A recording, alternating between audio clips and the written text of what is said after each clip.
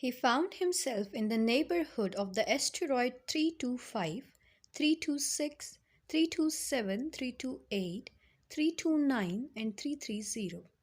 He began, therefore, by visiting them in order to add to his knowledge. The first of them was inhabited by a king, clad in royal purple ermine. He was seated upon a throne which was at the same time both simple and majestic. "Ah, here is a subject!" exclaimed the king, when he saw the little prince coming. And the little prince asked himself, how could he recognize me when he had never seen me before? He did not know how the world is simplified for kings. To them, all men are subjects. "Approach, so that I may see you better," said the king, who felt consumingly proud of being at last a king over somebody. The little prince looked everywhere to find a place to sit down, but the entire planet was crammed and obstructed by the king's magnificent robe. So he remained standing upright, and since he was tired, he yawned. It is contrary to etiquette to yawn in the presence of a king. The monarch said to him, "I forbid you to do so." "I can't help it, I can't stop myself," replied the little prince, thoroughly embarrassed. "I have come on a long journey and I have had no sleep." "Ah, then," the king said, "I order you to yawn. It is years since I have seen anyone yawning. Yawns, to me, are objects of curiosity. Come, now, yawn again. It is an order." "That frightens me. I cannot any more," murmured the little prince, now completely abashed. "Hm," replied the king. "Then I order you sometimes to yawn and sometimes to—" He sputtered a little and seemed vexed. For what the king fundamentally insisted upon was that his authority should be respected. He tolerated no disobedience. He was an absolute monarch. But because he was a very good man, he made his orders reasonable.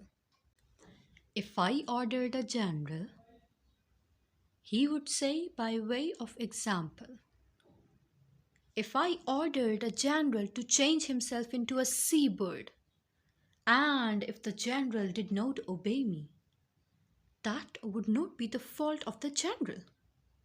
It would be my fault." "May I sit down?" came now a timid inquiry from the little prince. "I order you to do so." The king answered him and majestically gathered in a fold of his mantle. But the little prince was wondering. The planet was tiny. Over what could this king really rule? "Sire," he said to me. "Sire," he said to him, "I beg that you will excuse my asking you a question." "I order you to ask me a question," the king hastened to assure him. "Sire, over what do you rule?" "Over everything," said the king with magnificent simplicity.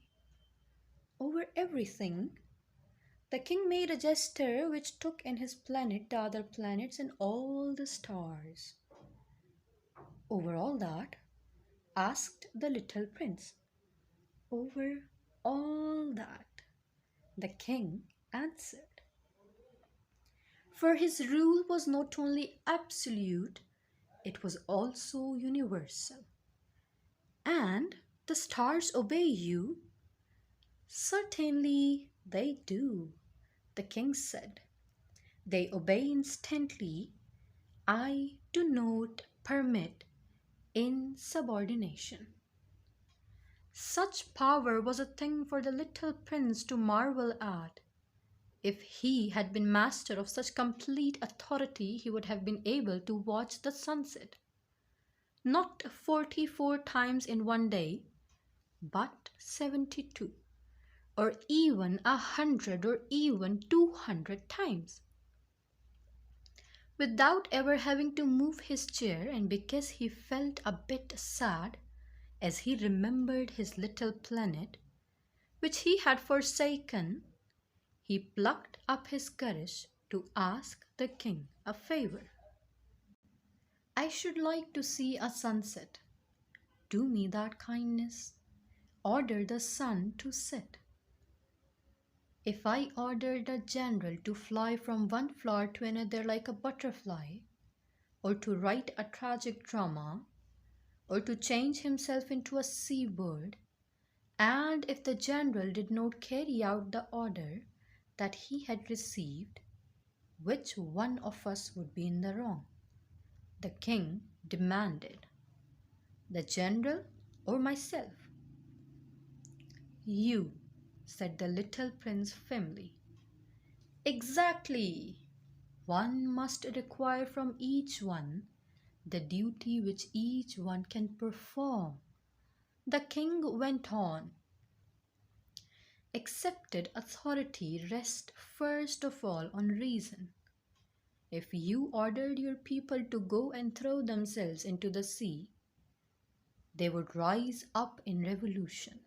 I have the right to require obedience because my orders are reasonable. But according to my science of government, I shall wait until conditions are favorable. When will that be? Inquired the little prince. Replied the king, and before saying anything else, he consulted a bulky almanac. That will be that will be this evening about 20 minutes to 8, and you will see how well I am obeyed. The little prince yawned. He was regretting his lost sunset. And then, too, he was already beginning to be a little bored.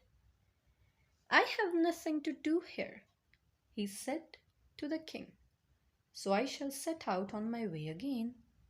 Do not go, said the king, who was very proud of having a subject. Do not go. I will make you a minister. Minister of what? Minister of justice. But there is nobody here to judge. We do not know that, the king said to him. I have not yet made a complete tour of my kingdom. I am very old. There is no room here for a carriage, and it tires me to walk. Oh, but I have looked already, said the little prince, turning around to give one more glance to the other side of the planet. On that side, as on this, there was nobody at all.